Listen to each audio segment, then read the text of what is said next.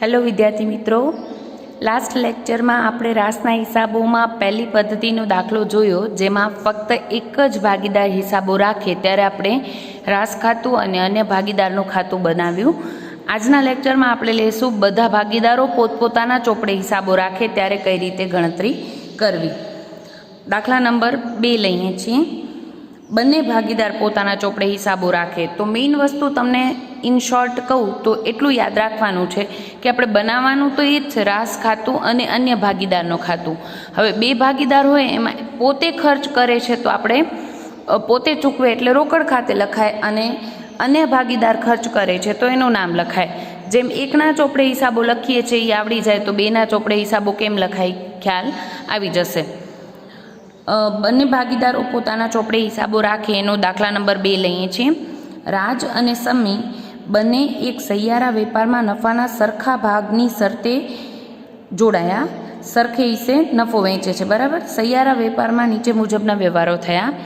રાજે 76,000નો માલ ખરીદ કર્યો, જેના પર તેણે નૂર અને ખર્ચના 4752 આપ્યા. સમીએ 25,000નો માલ પોતાના સ્ટોકમાંથી આપ્યો અને તે અંગે ગાડી ભાડાના 500 ચૂકવ્યા. સમીએ કેટલોક માલ વેચાણ કમિશનના 1598 આપી 87,000માં વેચ્યો. રાજે વખાર ભાડાના તથા પરચુરણ ખર્ચના 1900 આપ્યા. રાજે બાકીનો માલ 47,500માં વેચ્યો અને કમિશનના તથા ગાડા ભાડાના 4750 રોકડા આપ્યા. પછી કીધું છે બંને ભાગીદારના ચોપડામાં સંયુક્ત સાહસ ખાતું અને અન્ય ભાગીદારનું ખાતું બનાવો. બંને ભાગીદારના ચોપડે સંયુક્ત સાહસ ખાતું એટલે જ રાસ ખાતું બનાવવાનું છે અને અન્ય ભાગીદારના ખાતું બનાવવાનું છે.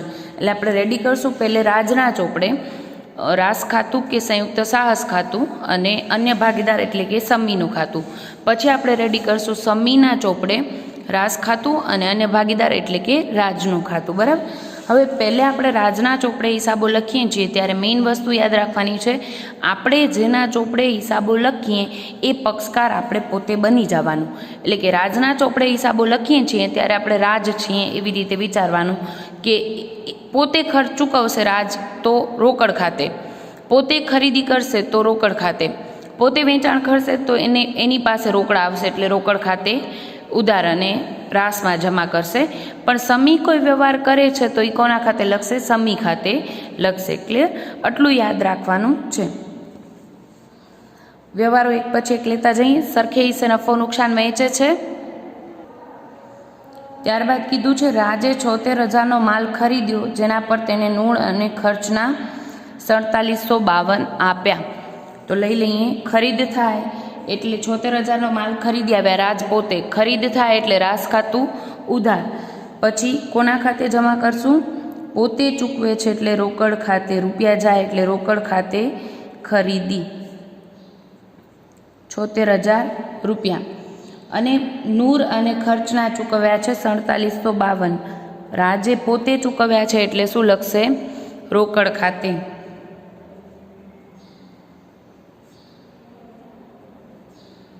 રાજ ખર્ચ ચૂકવે. ખરીદ થાય એટલે માલ આવે એટલે રાસ ખાતું ઉધાર થાય.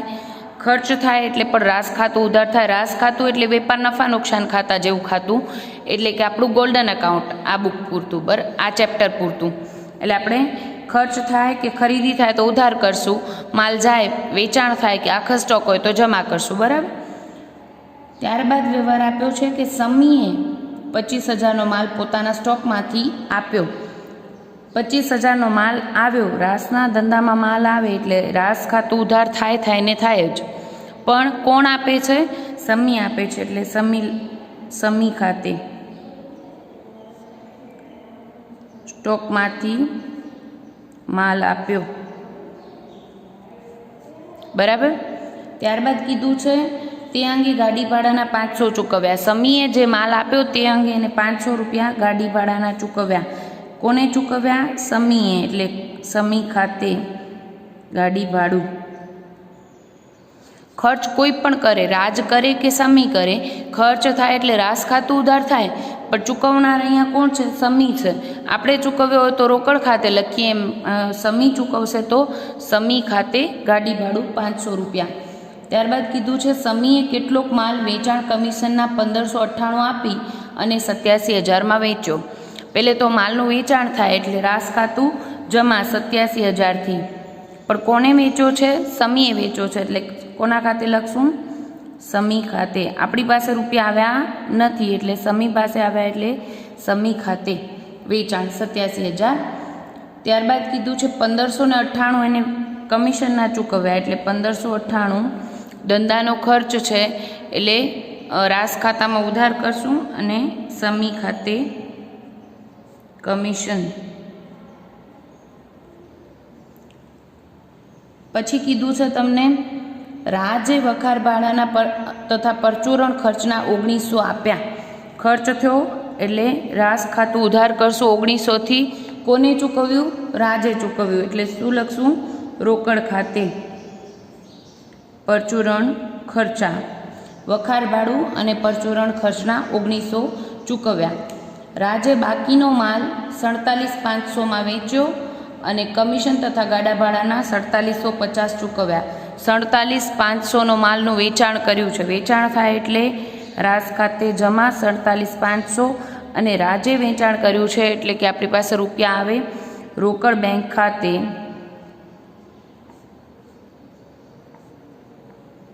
વેચાણ 47,500 અને કમિશન અને ગાડા ભાડાના 4750 ચૂકવ્યા એટલે 4750 ખર્ચ થયો. કરશું ખર્ચ એટલે રાસ ખાતામાં ઉધાર બાજુ રોકડ ખાતે કમિશન અને ગાડા ભાડું. બધા જ વ્યવહારો આવી ગયા. બંને ભાગીદારના ચોપડે હિસાબો તૈયાર કરો એમ કીધું છે અને બીજું શું કીધું છે? બંને સરખા હિસ્સે નફો નુકસાન વહેંચે છે. બીજી વાત, રાસ ખાતામાં જે વ્યવહાર સમીના આવ્યા છે એની ક્રોસ એન્ટ્રી આપણે જનરલી ભેગી કરતા હોઈએ છીએ. અત્યારે સમજાવવા પૂરતું મેં પહેલે રાસ ખાતામાં લીધી, પણ આ દરેકની ક્રોસ એન્ટ્રી કરી લઈએ. સમી ખાતે વેચાણ 87,000 છે તો સમીના ખાતામાં ઉધાર બાજુ 87,000 વિગતમાં લખશું રાસ ખાતે વેચાણ. સેમ વે ઉધાર બાજુ રોકડ ખાતે પછી કીધું છે સમીએ માલ આપ્યો 25,000નો તો એની પણ ક્રોસ એન્ટ્રી ભૂલાય નહીં. રાસ ખાતામાં ઉધાર બાજુ છે તો સમીના ખાતામાં જમા બાજુ 25,000 રૂપિયા વિગતમાં લખશું રાસ ખાતે સ્ટોક. સમીએ ખર્ચના ચૂકવ્યા 500 રૂપિયા તો આપણે સમી ખાતામાં જમા બાજુ 500 લખશું. રાસ ખાતે ગાડી ભાડું. સમીએ કમિશનના ચૂકવ્યા છે 1598 એની પણ ક્રોસ એન્ટ્રી રાસ ખાતે ઉધાર અને સમી ખાતે જમા. રાસ ખાતે કમિશન. બાકીનો ખર્ચ રાજે પોતે ચૂકવ્યો છે એટલે રોકડ ખાતે છે. ક્લિયર? બધા જ વ્યવહારો આવી જાય એટલે આપણે પહેલે શું કરશું? રાસ ખાતું બંધ કરશું અને નફો નુકસાન બંનેને સરખા હિસ્સે વહેંચી દેશું. 87,000 પ્લસ 47,500 એટલે 1,34,500 માઇનસ કરશું 76,000 માઇનસ 47,52 25,500 1598 1900 અને 4750 બાદ કરીએ એટલે આપણો નફો મળે છે 20,000 રૂપિયા. 20,000 નફો. આપણે નફો છે એ બંનેને સરખા હિસ્સે વહેંચશું એટલે 10,000 આવશે. પણ રાજ પોતાનો નફો છે, રાજના ચોપડે કરી છે, રાજ પોતાનો નફો ક્યાં લઈ જશે? નફા નુકસાન ખાતે અને સમીનો નફો સમી ખાતે. સમીને જેટલો નફો મળ્યો 10,000 રૂપિયા એની ક્રોસ એન્ટ્રી આપણે સમીના ખાતામાં કરશું. 10,000 રૂપિયા લખશું રાસ ખાતે નફો. ક્લિયર? ત્યારબાદ આપણે એનું ખાતું પણ બંધ કરી નાખીએ.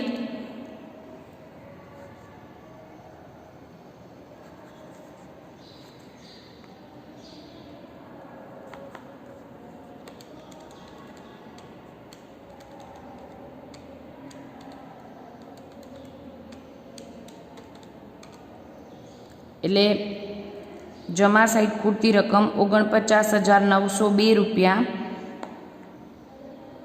તમને દાખલામાં એમ કીધું નથી કે હિસાબ ચૂકતે કર્યો છે રાજ અને સમીએ, એટલે હજી પણ ધંધો ચાલુ રહેવાનો હશે એમ માનીને આપણે શું લખશું? બાકી આગળ લઈ ગયા. જો કીધું હોય કે છેલ્લે રાજે કે સમીએ હિસાબ ચૂકતે કર્યો તો આપણે શું લખીએ? રોકડ બેંક ખાતે. પણ અહીંયા એવી કોઈ સ્પષ્ટતા નથી, એટલે 49,902 રૂપિયા આપણે બાકી આગળ લઈ ગયા. તમારો જવાબ. હવે આને આ જ વ્યવહારો આપણે રાજના ચોપડે હિસાબો લખ્યા. રાજ પોતાના ચોપડે હિસાબો લખશે તો પોતે ખર્ચ કરે તો રોકડ ખાતે, અને સમી કોઈ પણ રકમ ચૂકવે તો સમી ખાતે લખશે. સમીને કોઈ પણ રકમ મળે તો સમી ખાતે, અને પોતાને રકમ મળે તો રોકડ બેંક ખાતે લખશે. હવે સમીના ચોપડે બનાવશું તો સમી પણ એમ જ કરશે. સમી પોતાના ચોપડે હિસાબો લખે છે, એટલે પોતે જે વ્યવહારો કર્યા હશે એ રોકડ બેંક ખાતે લખશે, અને રાજે કોઈ ખર્ચ ચૂકવ્યો હશે અથવા એને રોકડા મળ્યા હશે તો રાજ ખાતે નોંધ કરશે. બરાબર. અને એની ક્રોસ એન્ટ્રી રાજના ખાતામાં આપણે હવે સાથે જ કરશું બંનેની એન્ટ્રી. ઓલરેડી આપણે આમ નોંધો અને ખાતાનો બેઝિક લેક્ચર લઈ ગયા છીએ, એટલે આ હોપફુલી કે તમને ક્લિયર જ હશે. હવે એ જ વ્યવહારો આપણે અહીંયા કરશું. મેઇન વસ્તુ, જ્યારે બંને પોતાના ચોપડે હિસાબો લખતા હોય ત્યારે તમારે ધ્યાન શું રાખવાનું છે? તો કે રાજ ખાતાના વ્યવહારો તો સેમ જ છે ને. માલ રાજ ખરીદી આવ્યો કે સમી ખરીદી આવ્યો? માલ આવ્યો એટલે રાજ ખાતું તો ઉધાર થાય જ, ખર્ચ થાય એટલે રાજ ખાતું તો ઉધાર થાય. વિગતથી કોઈ ફરક નથી પડતો. બરાબર. અત્યારે તમે વિગતને ધ્યાનમાં ન લો તો બધા જ આંકડા જેટલા રાજના ચોપડે રાજ ખાતામાં આવ્યા છે, સેમ વસ્તુ સમીના ચોપડામાં રાજ ખાતામાં રકમનું ખાનું એ જ આવે. ક્લિયર? મેઇન વસ્તુ કે વ્યવહારો બદલાતા નથી. રાજ ખાતામાં જે વ્યવહારો થાય છે એ બંનેનો ભાગીદારીમાં ધંધો છે, બંને વ્યવહારો જે કર્યા એ વિગત બદલાશે, રકમનું ખાનું સેમ જ રહે. ક્લિયર? કારણ કે રાસનો ધંધો બંનેનો સેમ જ છે, એટલે વ્યવહારો એટલા જ થયા છે. રાજે કર્યો અથવા તો સમીએ ખર્ચ કર્યો. ખર્ચ થયો એટલે રાસ ઉધાર થાય ને થાય એટલી રકમથી. ક્લિયર?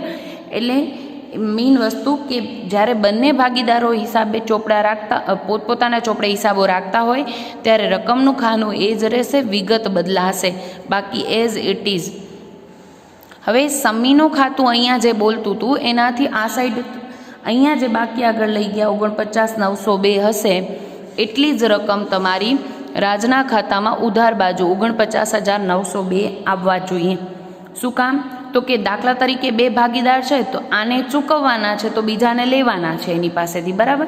એટલે એકની જમા બાકી હશે તો બીજાની ઉધાર બાકી હશે, એટલે એ રકમ તમારી ટેલી થશે, એટલે મિરર ઇમેજ તમને દેખાશે. બરાબર. લઈ લઈએ ફરીથી એ જ વ્યવહારો બધા સમીના ચોપડે. રાજ અને સમી બંને સહિયારા વેપારમાં નફો નુકસાન સરખા ભાગની શરતે જોડાયા.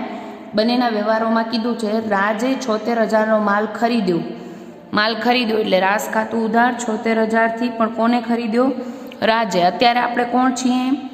સમી છીએ. મેં તમને કીધું છે કે નામું તો જ સહેલું લાગે જ્યારે જે પક્ષકારના ચોપડે આપણે હિસાબો લખીએ છીએ એ પક્ષકાર આપણે પોતે બની જવાનું. આપણે સમી છીએ. રાજ ખરીદી કરી આવે તો આપણે શું લખશું? રાજ ખાતે ખરીદી. રાજના ખાતામાં ક્રોસ એન્ટ્રી 76,000, અને અહીંયા લખશું રાસ ખાતે ખરીદી. ખરીદ થાય એટલે માલ આવે, રાસ ખાતે ઉધાર, તે રાજ ખાતે જમા. પછી તેના પર નૂર અને ખર્ચના એને 4752 ચૂકવ્યા, એટલે 4752 ખર્ચ થયો એટલે રાસ ખાતું ઉધાર, પણ કોણ ચૂકવે છે? રાજ ચૂકવે છે, એટલે રાજ ખાતે ખર્ચા 4752 રૂપિયા.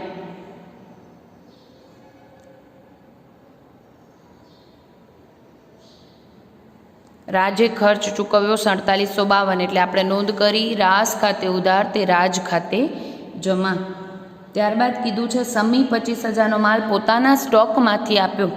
માલ આવ્યો રાસ ખાતામાં એટલે રાસ ખાતું ઉધાર થશે 25,000થી, પણ સમીએ પોતાના સ્ટોકમાંથી આપ્યો છે તો આપણે શું લખશું? વેચાણ ખાતે. એનું પોતાનું વેચાણ થયું એ રીતે. આ વ્યવહાર ખાસ ભૂલાય નહીં. જે ભાગીદાર પોતાના સ્ટોકમાંથી માલ આપે તો અહીંયા લખીએ છીએ વેચાણ ખાતે, અને પોતે માલ જો સમી છેલ્લે વધેલો માલ લઈ જાય તો અહીંયા શું આવશે? ખરીદ ખાતે આવશે. એ બે વ્યવહારોમાં ઘણીવાર વિદ્યાર્થીઓની ભૂલ થતી હોય છે, એટલે એ ખાસ ધ્યાન રાખજો.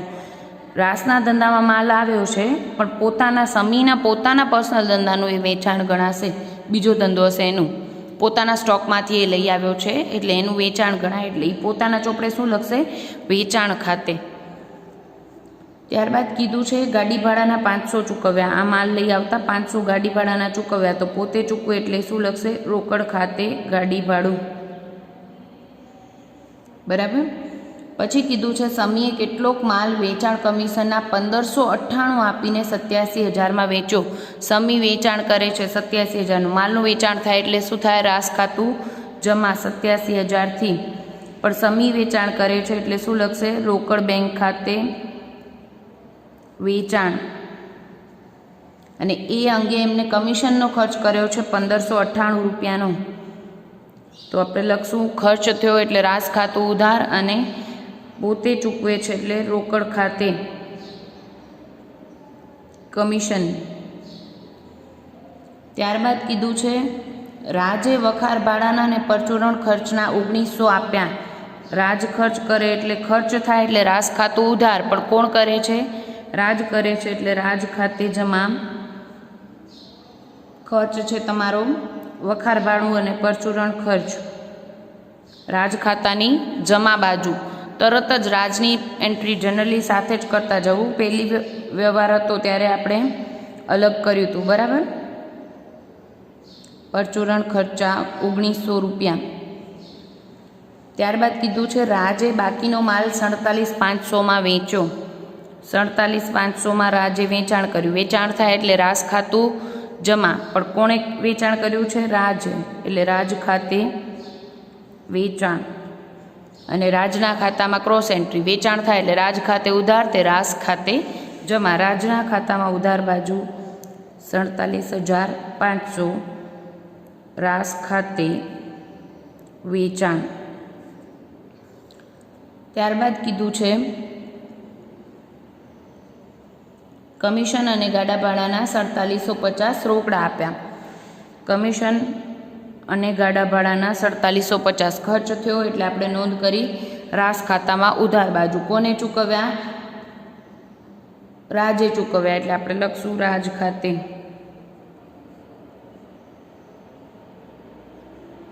કમિશન અને ગાડા ભાડું રાજના ખાતામાં જમા બાજુ 4750, રાસ ખાતે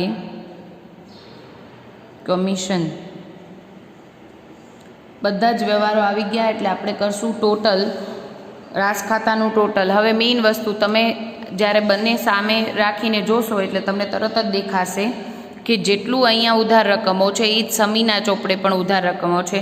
જેટલી રાજના ખાતામાં જમા રકમો છે એટલી ને એટલી સમીના ખાતામાં જમા રકમો દેખાશે, અને નફો પણ એટલો જ આવશે. ટોટલ ભલે કરી લેજો.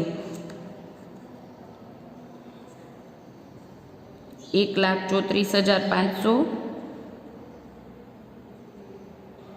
અને બધું જ બાદ કરીએ એટલે બચશે 20,000 રૂપિયા.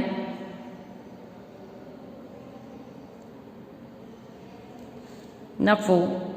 હવે અહીંયા મેઇન વસ્તુ છે બંનેનો સરખા હિસ્સે છે એટલે યાદ વાંધો નહીં આવે. બંનેમાં 10,000 એટલે અહીંયા આપણે લખશું નફા નુકસાન ખાતે સમીનું પોતાનું અને રાજનું રાજ ખાતે.